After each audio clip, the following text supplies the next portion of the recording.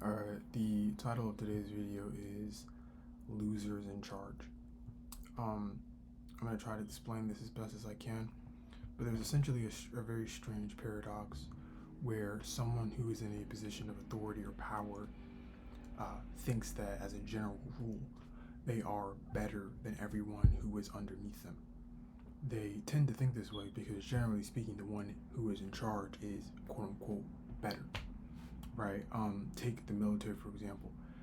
Historically, especially if you look at different Native American tribes, for example, if an individual was named chief or captain, it was usually because they were physically stronger and they could fight better than everybody else, literally. So it's like you're the one in charge because you can fight better, right? And so there was this general assumption that whoever's in charge is in charge for a reason. A prime example of this, if you go to a church, the senior pastor is the senior pastor for a reason, because if he gives a sermon, it makes way more sense. He speaks with way more certainty. It's like he just has something about it, right? But then the associate pastor or the youth pastors, they're kind of still getting there. There's a reason why they're not the one in charge, right? However, there is a very strange paradox where the person who is in charge is in fact in charge of people who are actually better than they are.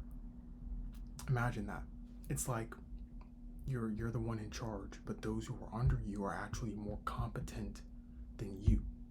The issue, however, is that you think that you are inherently better because you're the one calling the shots.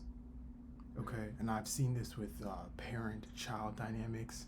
I used the coach-athlete dynamic in the comment or in the description of this video. There's a lot of different examples of this, but people essentially think that they know what's best because they're the one in charge. It's very, very ignorant, actually more better word is arrogant, to believe that. And so what you'll find in this dynamic is that the person in charge often, being observant and being aware that there's probably somebody who they can name, who they are quote unquote in charge of, who is actually better than them, they will actively try to sabotage that individual. A prime example is King Saul and King David, right? It's like David technically is subordinate to Saul. Saul is still sitting upon the throne, but it's very clear that David's the one that is anointed. David's the one that killed Goliath. David's the one that's more skilled in warfare. David's the guy, not Saul. Okay, and so this makes Saul incredibly jealous because he knows he's the one in charge, but it's like you have somebody who's underneath you who's actually better than you. And so when people who are in charge have those who are entrusted to their care, or in other words, their subjects who are better than them, they will actively try to sabotage those people. They don't want those people being better. They don't want those people living better.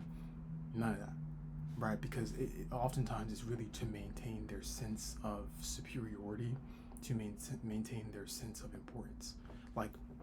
Those other people cannot simply sort of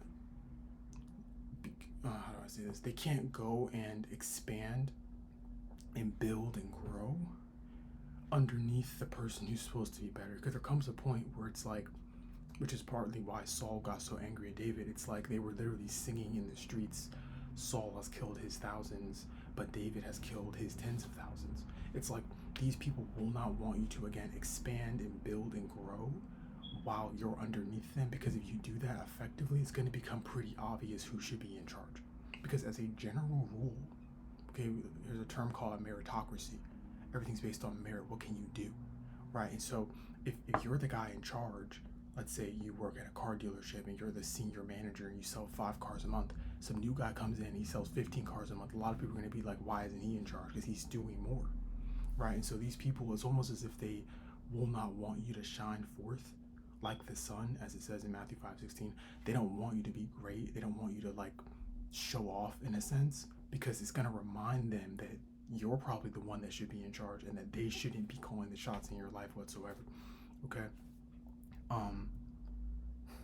Yeah, it's a really it's really strange, but if you do find yourself in that position, understand that you're gonna have to fight like hell to break free, because we are by no means commanded to be silent, be timid, sort of like back down and operate out of fear. Like, we're actually called to be fruitful and multiply. And so it's like, if it just so happens that I'm really good at what I do, I'm not gonna like, stop being fruitful. I'm not gonna be less productive just so that you can maintain this image that you're the guy that should be in charge. Like, I'm just so sorry. Like, if I work at that car dealership, I'm not gonna intentionally sell less cars so that the person who's in charge can feel like they're the man. Like, if I have superior sales skills than you, boo-hoo. Like, I don't know what to tell you. Like, I'm not about to like be less fruitful and less productive to protect your ego. Like, I'm just not about to do that. And so eventually, though, if you look at the story of Saul and David eventually does become king. And so this idea that the unqualified, if we want to use that word, individual who's in charge, that the idea that there's an individual who's underneath their care who's clearly better than them. Because if you actually read the Bible, God literally tells Saul, I have found someone better than you. That's another reason why Saul hated David so much. It's like, not only are the people saying this, God himself said it, right? Understand that in that story, David eventually surpasses Saul.